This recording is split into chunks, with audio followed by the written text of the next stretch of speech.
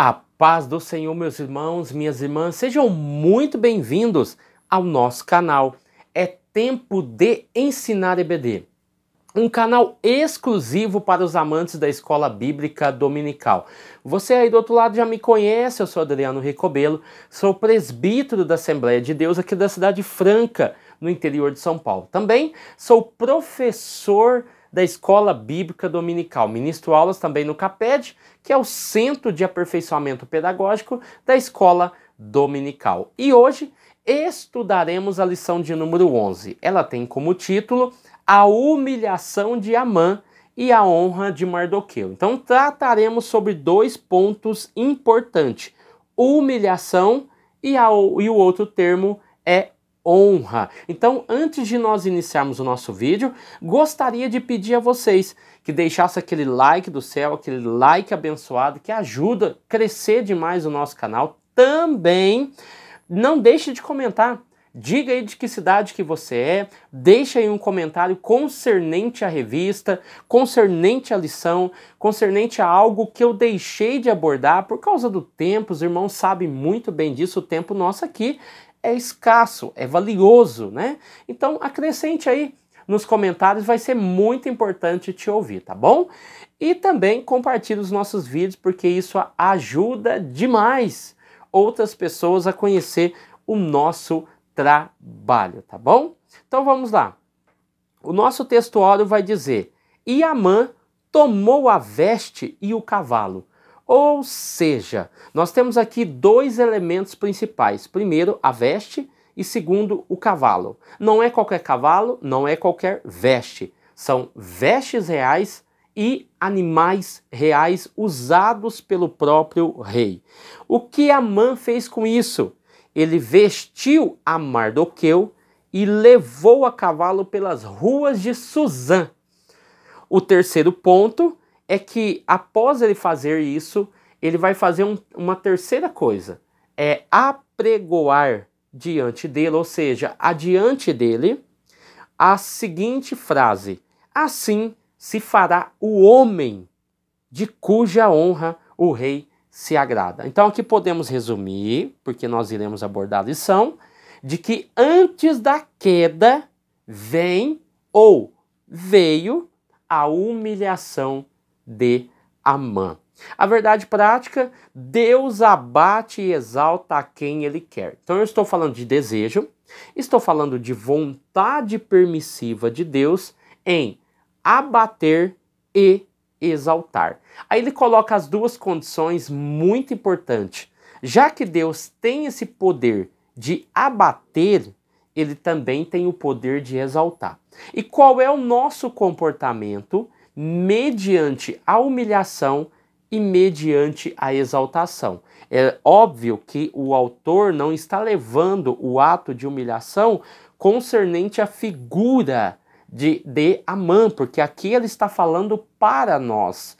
Humilhação é tudo aquilo que nós passamos, às vezes de uma dificuldade, um problema, uma situação difícil, enfim, como nós devemos agir. Então, se humilhados, devemos glorificá-lo. Ou seja, é difícil exaltar, é difícil honrar, é difícil dar glória quando a situação não vai bem. Mas a orientação é que nós possamos glorificar a Deus em momentos de humilhação pessoal. O segundo ponto: se você for exaltado, a glória continua sendo dele, é para ele, por ele são todas as coisas. Nem sempre acontece, o ser humano se envaidece. Então isso acontece muito. Quando somos humilhados, é muito mais fácil, né? Se existe essa palavra, muito mais, né? É muito mais fácil nós exaltarmos, glorificarmos, buscarmos, do que às vezes quando somos exaltados, porque o ego inflama, né? O nariz empina e as coisas parecem que começam a fugir do controle. Mas o autor deixa bem claro: continue adorando, continue exaltando, continue dando honras e glórias a Deus, porque se você tem, se você é, se algo aconteceu na sua vida, não é, em hipótese alguma, por mérito próprio. É pela graça, pela misericórdia e pela bondade de Deus que você chegou aonde você chegou, tá? Esther capítulo 6, leitura bíblica em classe, versículo 1 até o versículo de número 14. Então nós temos uma divisão muito clara, né? O versículo 1, ao qual o rei perde o sono e pede para que se lê as crônicas do rei. Versículo 2, versículo 3, aonde mostra o momento em que eles leem para o rei o episódio de Mardoqueu e o rei pergunta o que é que foi feito a este homem. Nesse momento pela manhã, a mãe está chegando, porque ele havia saído do primeiro banquete, tinha ido para casa, estava preparando ali já para pedir a cabeça de Mardoqueu, então ele estava esperando a hora certa, o momento certo de conversar com o rei, mas é surpreendido pelo chamado do rei, pela ordem do rei de comparecer dentro do dormitório do rei, e assim é feito aí no versículo 6, 7, 8 e 9 a pergunta do rei: o que é que a gente faz com um homem que honrou com o rei, honrou o rei? Aí ele vai colocar algumas questões, entendendo que era ele, mas na verdade no versículo 10 é deixado bem claro que faça conforme o que você falou com Amã. Coloque uma veste real que eu uso, coloque ele no cavalo real que eu ando e ande pela rua como se você estivesse me representando. E assim, no versículo 11, você entende que ele vai fazer isso. E ele vai apregoar por toda a cidade. O versículo 12 e 13, você vê claramente que depois disso ele volta correndo para sua casa, angustiado, envergonhado e com a cabeça coberta de vergonha, ok? E assim, ele no versículo 13, depois tem um ponto aqui que nós vamos trabalhar. E o versículo 14, você entende que assim que ele faz isso, ele é chamado para entrar no segundo banquete, tá bom? Vamos lá, dentro da nossa introdução. Na lição anterior, Esther recebe Assuero e Amã para um banquete. Naquela noite, fatos novos aconteceriam em Suzã, alterando totalmente o cenário da história. Primeiro ponto, nós temos a questão do banquete. São dois banquetes, capítulo 5, capítulo 7. E no primeiro banquete, quem está no banquete? Assuero, Amã e Esther. Todos querem saber o que Esther quer pedir, mas Esther faz aí um segredo e entende que aquilo ali não é o momento ainda ideal. Então, no banquete são reveladas duas coisas importantes que eu falei na outra aula. Primeiro, como uma rainha amorosa, atenciosa, obediente, cuidadora poderia morrer? Como? Segundo ponto que é revelado nesse banquete: como um homem tão disposto como Amã, leal ao rei, muito ativo, e marido, né? Porque ele tinha uma família, tinha filhos, era pai, tinha esposa, poderia ser tão cruel a ponto de planejar um genocídio em massa. Então, essas duas questões aí você pode levantar em sala de aula para uma pequena discussão, né? Uma tempestade de ideias, podemos dizer assim. Tópico 1. O rei se lembra da boa ação de Mardoqueu. Primeiro ponto, uma noite decisiva. Dois cenários distintos. Enquanto Assuero foi para seu aposento, Amã saiu exultante do banquete oferecido por Esther. Lembra? Primeiro banquete, o Amã, quando a rainha entra num aposento, na sala, né, do rei, e pede o banquete, na verdade já estava tudo preparado, eles já chamam Amã, é muito rápido as coisas, não se pode perder tempo no reino, e chamam e vai para o banquete. O rei fica todo, né, curioso para saber o que se por que que teve aquele banquete, a rainha Esther diz simplesmente que ela precisa de mais um banquete, assim ela revelaria o que ela iria pedir, tá? Então, Amã não podia nem mesmo esperar pelo dia da pretendida matança geral dos judeus, o ódio lhe consumia. Decidiu pedir ao rei que enforcasse Mardoqueu no dia seguinte. Amã foi dormir com tudo planejado, mas Assuero perdeu o sono. Então, vamos recapitular esse período aqui, esse ponto, para nós não bagunçarmos a história.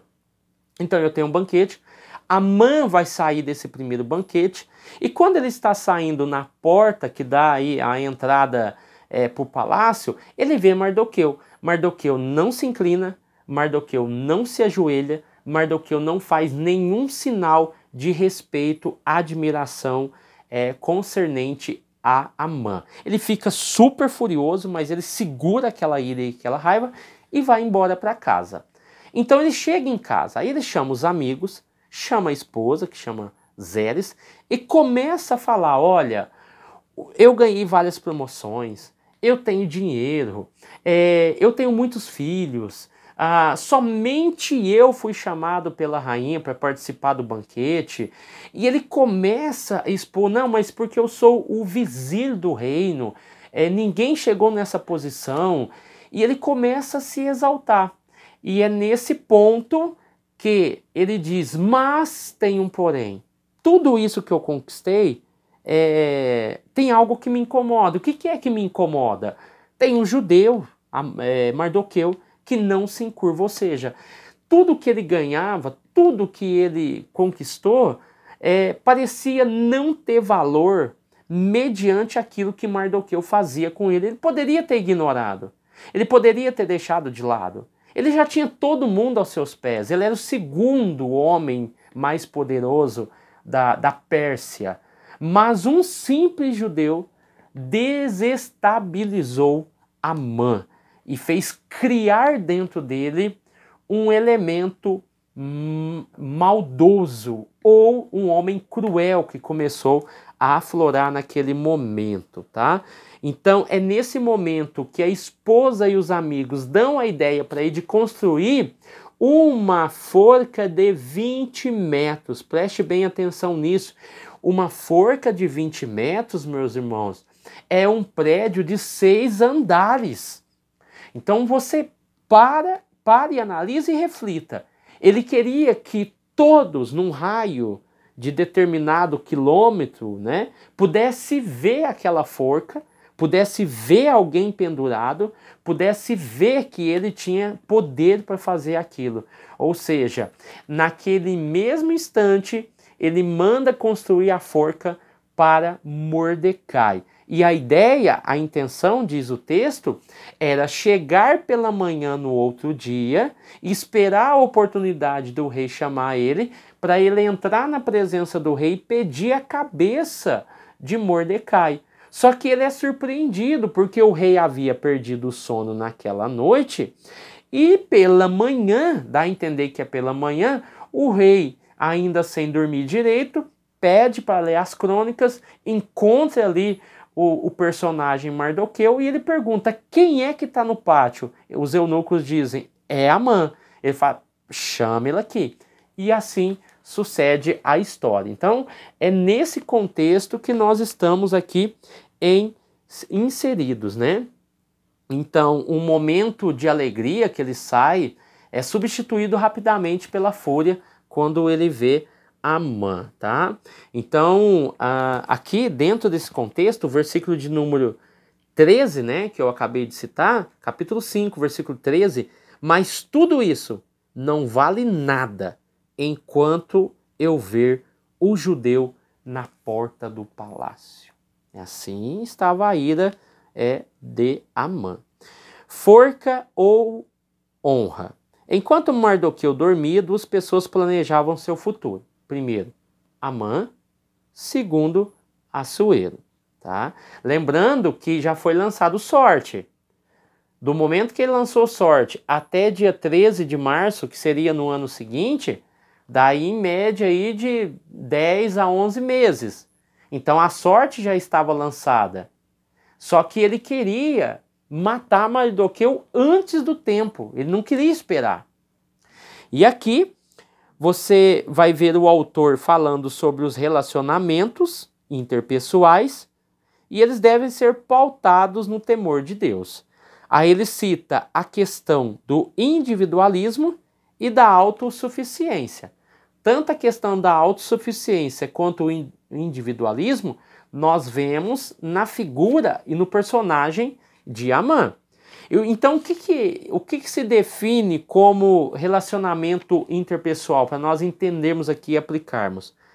É um vínculo criado, que a base são as interações e também o contexto social onde vivem. Então, nós estamos falando do contato, que ele geralmente no caso, espontâneo ou planejado. Então, no caso aqui de Amã, ele teve esse relacionamento interpessoal com Mardoqueu da pior forma possível. E o relacionamento que, no caso, Mardoqueu tinha com Amã era também o pior possível.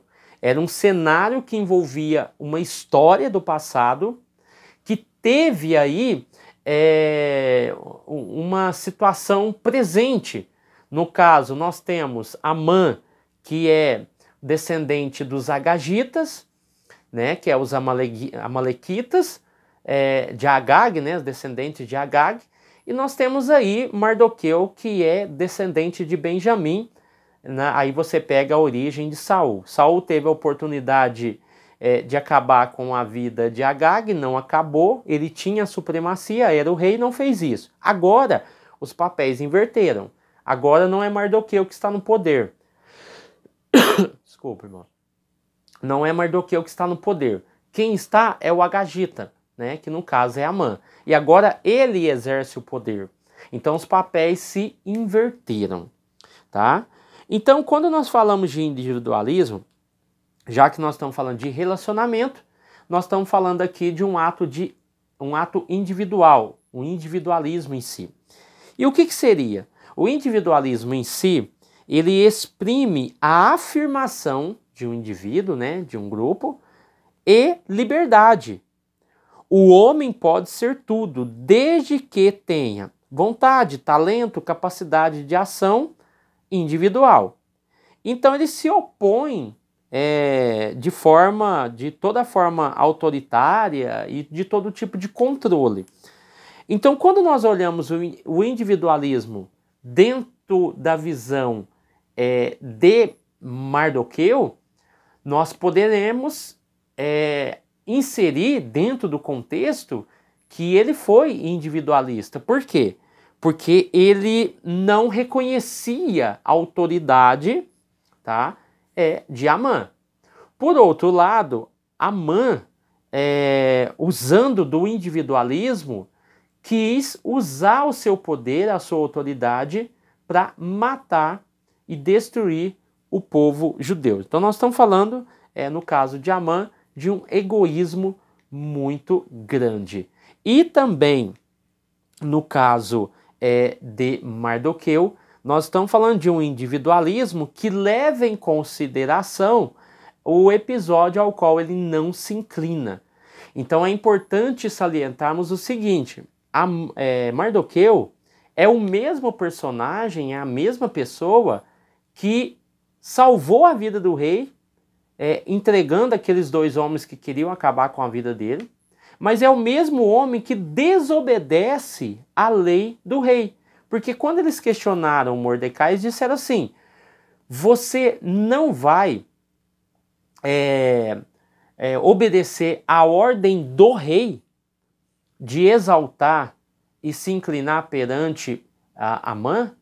Então você vê aí um individualismo também, ou seja, eu não vou com a maioria, eu nesse ponto sou individual, porque eu tenho os meus critérios, eu tenho a minha crença, tanto é que ele define, eu sou judeu. Então isso é um individualismo também. Eu sou judeu, eu não faço parte desse grupo que se inclina e se ajoelha perante Amã, tá? Então, nessas relações pessoais, interpessoais, é importante, primeiramente, conhecer, interagir e criar. O rei, aqui na frente, vai reconhecer o ato de Mardoqueu. Só que Amã não está preocupado com isso, se ele salvou a vida do rei ou não. Ele quer suprir uma falta, ele quer suprir o seu ego, ele quer acabar com Mardoqueu, ele quer fazer de Mardoqueu um exemplo para os demais, sendo que a matança já estava determinada. Tá bom? Vamos lá. Então, o autor citou a questão da ética cristã. Então, dentro desses relacionamentos interpessoais, nós temos que levar em consideração a ética cristã, que é um conjunto de valores que nós temos, morais e princípios baseados nas Escrituras, tá? Então, esse individualismo aqui, como eu disse de Amã, ele levou em consideração os princípios judaicos da sua religião, enquanto Amã, né, no caso Mordecai, levou em consideração os princípios judaicos. Amã levou em consideração o seu ego, o seu individualismo pessoal, tá? Vamos lá. Subtópico 3, 5 anos depois. Já havia se passado cerca de 5 anos de quando Mardoqueu revelou a conspiração contra Assuero, tá? Então, aqui você vê claramente que havia passado um período muito longo. Isso nós tratamos na outra aula, concernente à honra, né? Porque havia passado tanto tempo e parecia que nada iria acontecer. Deus estava trabalhando e no momento certo, na hora certa, acreditamos sim que Deus tirou o sono de Assuero naquela noite para que ele pudesse chamar aqueles eunucos e assim os seus serviçais, né, para que pudesse achar entre os seus escritos, entre tantas histórias, né, porque já fazia 13 anos que ele estava no trono, então muita coisa foi escrito. É como um jogo aí na Mega Sena, 1 em 50 milhões para ganhar. Então você vê claramente que é Deus trabalhando, Deus moldando a história para que as coisas acontecessem segundo a sua vontade. E chegou o momento da exaltação de Mardoqueu. E assim aconteceu. Leram a história de Mardoqueu e o rei falou, mas peraí, foi feita alguma coisa para esse homem? O império fez alguma coisa? Ele ganhou algum presente? Ele ganhou alguma honraria? Ele ganhou algum cargo a mais do que ele já tinha? Porque ele já trabalhava no governo? Então, essas coisas foram levantadas. Então, o autor deixa bem claro aqui em Romanos capítulo 8, versículo 28, que todas as coisas contribuem juntamente para o bem daqueles que amam a Deus, daqueles que são chamados pelo seu decreto, tá? Então, não importa a quantidade de tempos que passou, o seu momento, a sua hora vai chegar. Aqui nós estamos falando de um momento de exaltação. E Deus tem um tempo de exaltação para cada um de nós. Continue trabalhando, continue fazendo, continue exercendo, continue praticando, continue sendo diligente, continue sendo honesto, continue sendo pacífico, continue sendo fiel, continue sendo exemplo de todos, porque no momento certo, na hora certa, Deus vai abrir a porta certa. Tem muita gente angustiada, muita gente depressiva, porque quer aquilo naquele tempo. Deus não trabalha com o seu tempo. Deus trabalha no tempo dele. Pode passar 10 anos, pode passar 20 anos, a palavra dele não volta vazia, antes faz tudo o que lhe apraz. Então, se ele te prometeu alguma coisa, irmão, fica tranquilo, Deus vai cumprir. Se ele não prometeu nada verbalmente, pode ficar tranquilo também. Deus não é devedor de ninguém. Então Deus vai abençoar a sua vida e vai chegar o momento da honra, tá bom? Todos nós queremos um momento de honra vindo da parte de Deus, tá? Tópico 2. Amã é chamado para honrar Mardoqueu. Um ato de justiça. Quando ouviu a leitura da crônica, né? Foi perguntado isso que eu acabei de falar. Recebeu alguma coisa? Então, Assuero o conhecia muito bem, né? Ele cita o nome dele, tá? Então, logo, prontamente, ele pensou em recompensá-lo. E você vê claramente que Amã, como eu disse, como ele tinha saído do banquete no dia anterior e tinha ido para casa, pediu para fazer a forca, na manhã do dia seguinte, ele estava ali, na verdade, para pedir a cabeça de Mardoqueu. E ele não esperava. É interessante que quando as pessoas planejam o mal, elas estão prontas para fazer aquilo. Mas elas podem ser surpreendidas pelo momento e pela situação. E foi o que aconteceu com Amã. Nessa pergunta do rei, o que se pode fazer a um homem que o rei quer honrar, ele logo pensou nele. Era ele, era tudo ele. Porque ele era o vizir do reino. Ele, na cabeça dele, deveria receber toda a honra. Assim como ele colocou na cabeça do rei. Você acha que a ideia de se inclinar e se encurvar e de se ajoelhar perante Amã foi ideia de quem? Foi ideia dele. Muito provavelmente ele pediu isso para o rei e o rei deu a ordem. Não é uma lei, é uma ordem. A ordem era: aonde Amã passar, todos devem se curvar. Olha que interessante. Você já viu em toda a Bíblia alguém se inclinar, alguém se encurvar, alguém se ajoelhar perante o rei, mas não perante um vizir, né? E Amã foi totalmente ao avesso daquilo que a gente já vê na Bíblia. Não há nenhum problema. Quantos homens da Bíblia, quando chegava perante o rei, se inclinava perante ele? Sinal de respeito. Ali estava a autoridade suprema na terra. Mas, como nós já aprendemos em outras aulas passadas, além de levar em consideração o fator histórico entre os dois povos, tinha a questão da adoração. Muito provavelmente existia algum tipo de adoração envolvida naquela questão. Isso não é difícil de imaginar, até porque no Império Romano, muitos anos depois, você vai ver os imperadores sendo adorados, erguendo estátuas e sendo considerados deuses, né? Então, assim, Amã se sentia como se fosse uma divindade, tá? Vamos lá. Então, aqui, o autor deixa bem claro essa questão. Então, a situação enganosa do banquete lhe trouxe coragem, né? Então, aquela situação do banquete que foi planejado por Esther deu a ele mais coragem ainda para pedir a cabeça de Mardoqueu. A presunção e autoconfiança. Amã entrou em êxtase. A proposta do rei, que pensava ser para ele, o levou a esquecer Mardoqueu e a forca que havia preparado. Nós estamos falando do outro dia.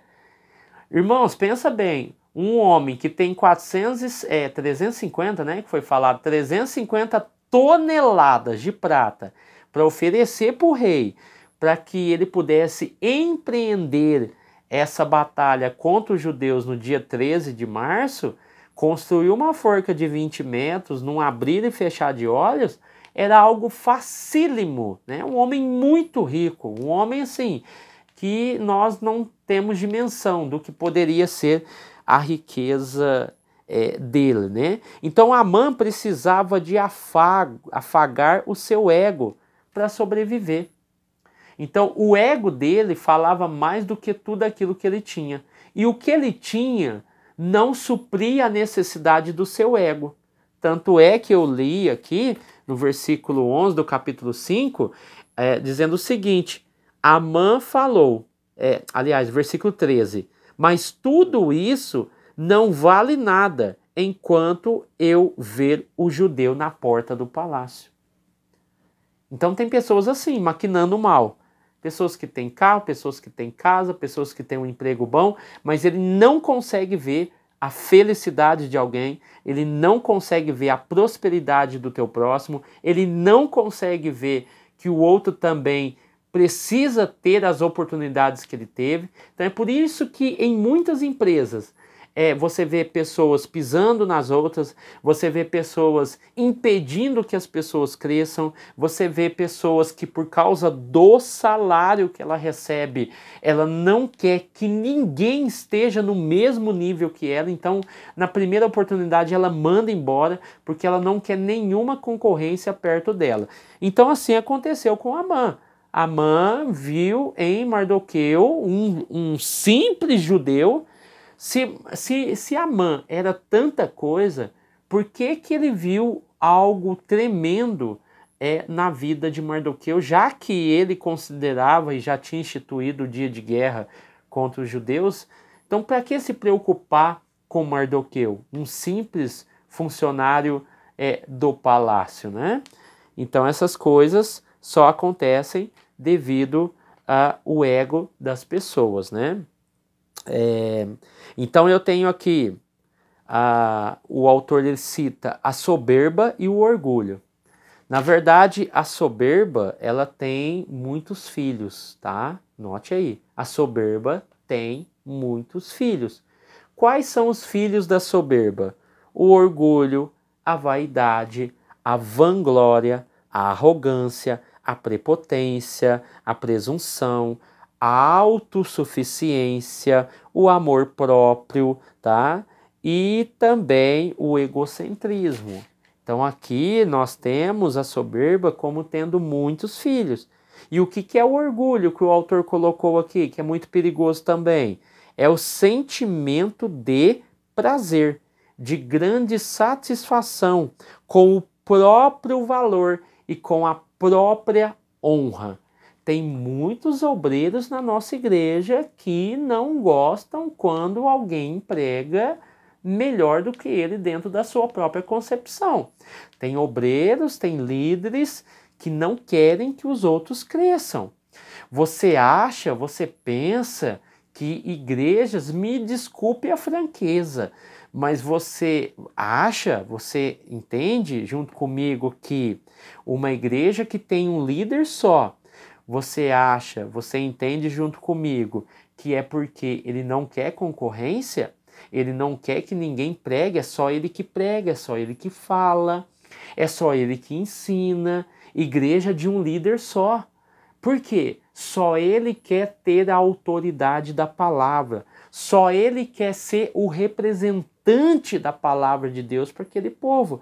Ele não quer ninguém pregando junto com ele. Ele não quer ninguém do lado dele. Então nós temos que tomar muito cuidado, irmãos. Eu quero ser muito franco nessa questão. Não é que isso é uma regra, mas quando nós vemos os cultos, deixa eu falar da Assembleia, porque a Assembleia é a minha igreja. Quando nós vemos púlpitos ao qual você desmonta todo aquele cenário, aquele padrão que existe, porque quando as pessoas elas estão na nave da igreja e elas olham para o púlpito, ela vê a figura do pastor, ela vê a figura do presbítero, ela vê a figura do evangelista, ela vê talvez a figura da irmã ali sendo representada, e você entende, compreende que aquelas pessoas são exemplo para as outras e elas devem ser seguidas, e isso é muito importante. Nós temos que ter líderes como pessoas a serem seguidas. Mas quando eu desmonto todo esse padrão e deixo somente a figura do líder, mesmo tendo os obreiros na minha retaguarda, será que a impressão que dá não é que esse líder quer atenção só para ele? Que ele é o centro dessa igreja? Então nós temos que tomar cuidado com as mudanças, que às vezes são radicais demais, porque aquele padrão ele tem um significado, aquele padrão ele tem um valor. E esse padrão e esse significado nós não podemos perder.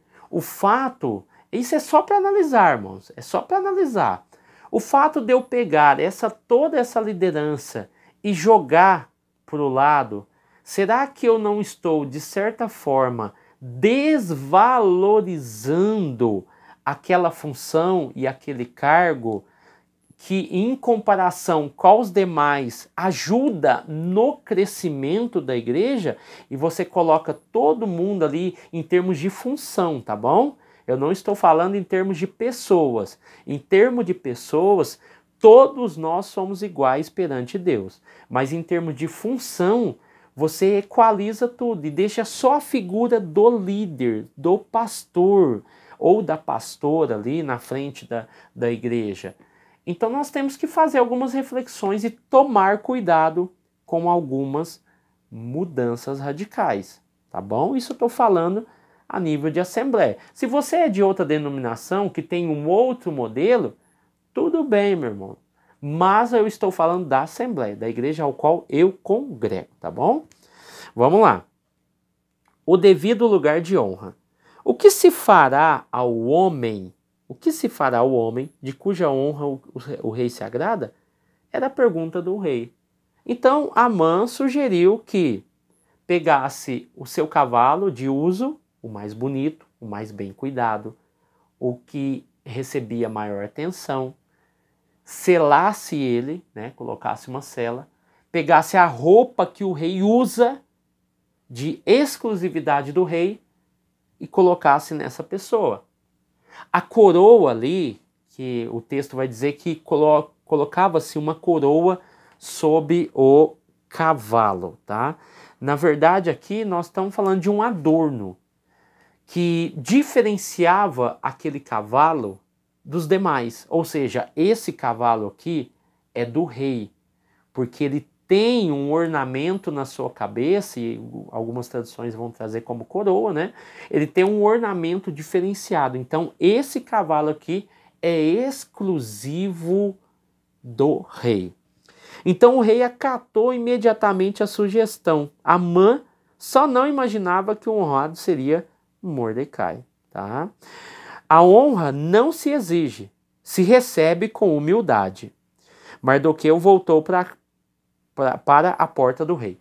Então, após esse episódio que aconteceu pela manhã, que o rei perdeu o sono, Amã chegou, foi chamado, aí ele deu a ideia para o rei acatou e mandou que ele fizesse isso, mas não com ele, mas com Mordecai. E o texto vai dizer que ele sai pela cidade. Após acabar esse vexame, né, para Amã, essa desonra para Amã, que era o cara, o homem ao qual todo mundo se inclinava, puxando o cavalo para aquele ao qual não se inclinava perante ele, foi muito humilhante.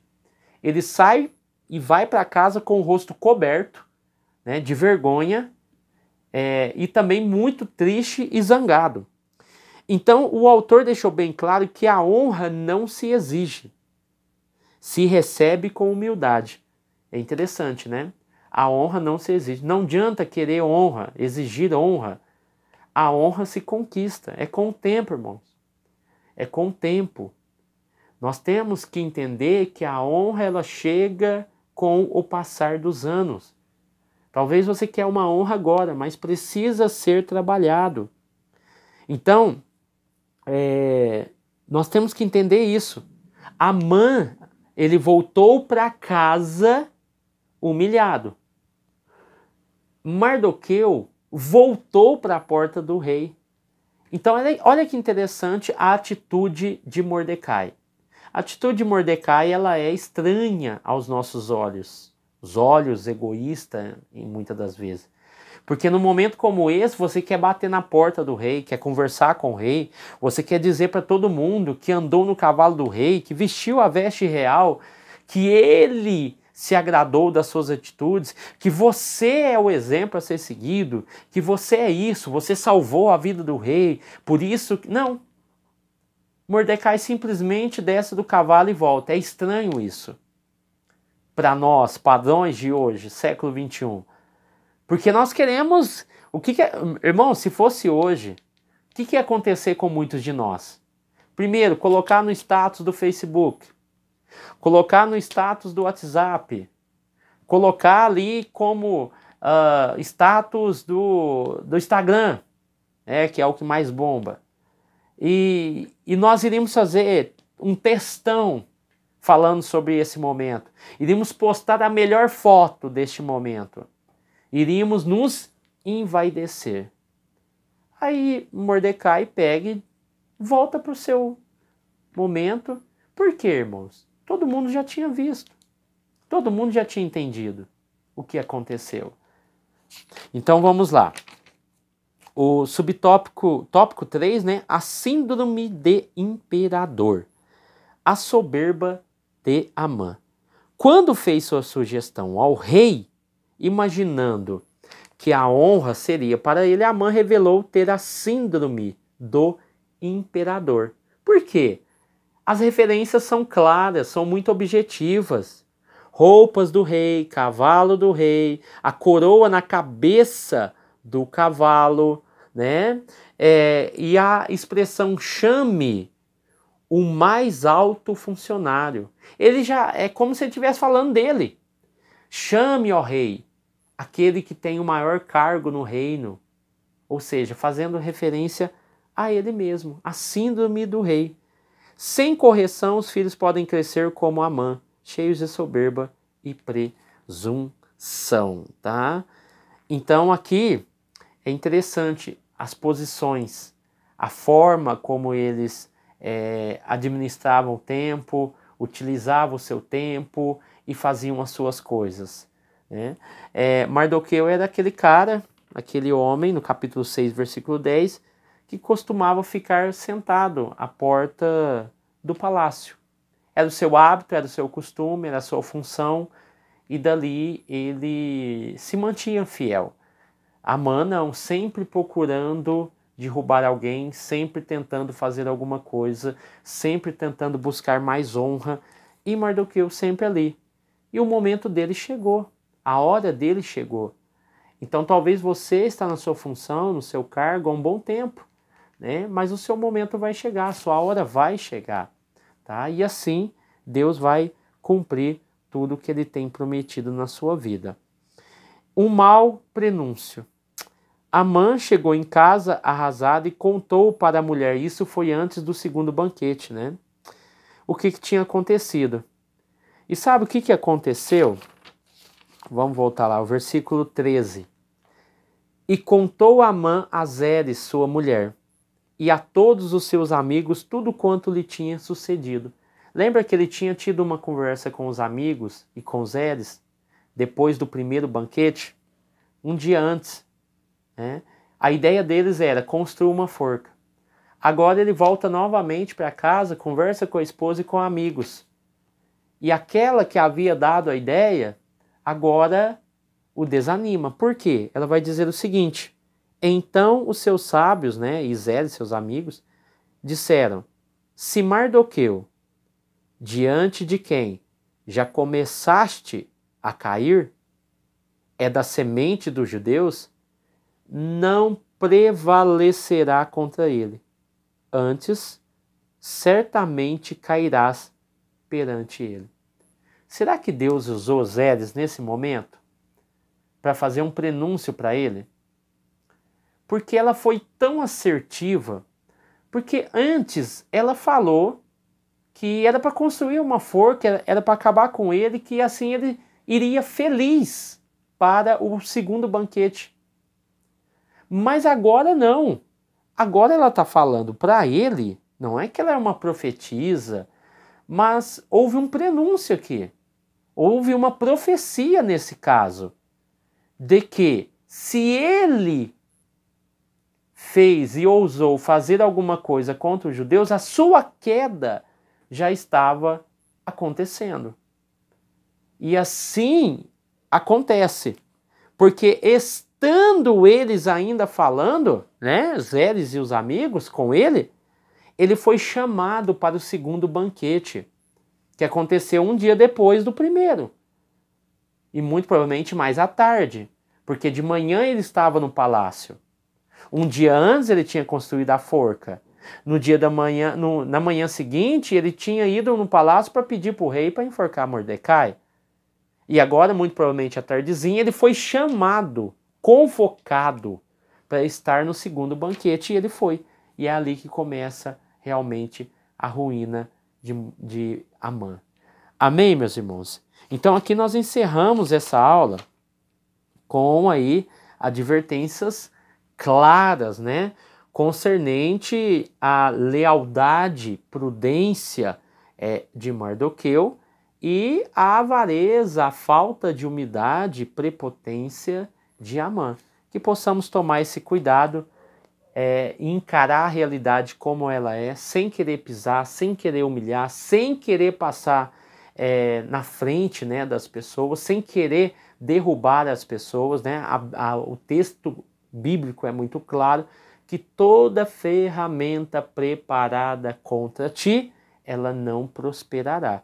Então que nós possamos estar em vigilância também, saber com quem nós temos amizade, tá? Isso daqui entre Amã e Mardoqueu foi um caso muito excêntrico, né? Ao qual se chocam duas culturas e dois povos, mas nós temos os nossos relacionamentos interpessoais e talvez você esteja passando um grande perigo, tá bom? Então ore, busque a Deus sabedoria e inteligência para lidar com esse tipo de pessoa, para que você não seja prejudicado, tá bom? Deus abençoe vocês, sua casa, sua família, fique com Deus e até o próximo vídeo, em nome de Jesus.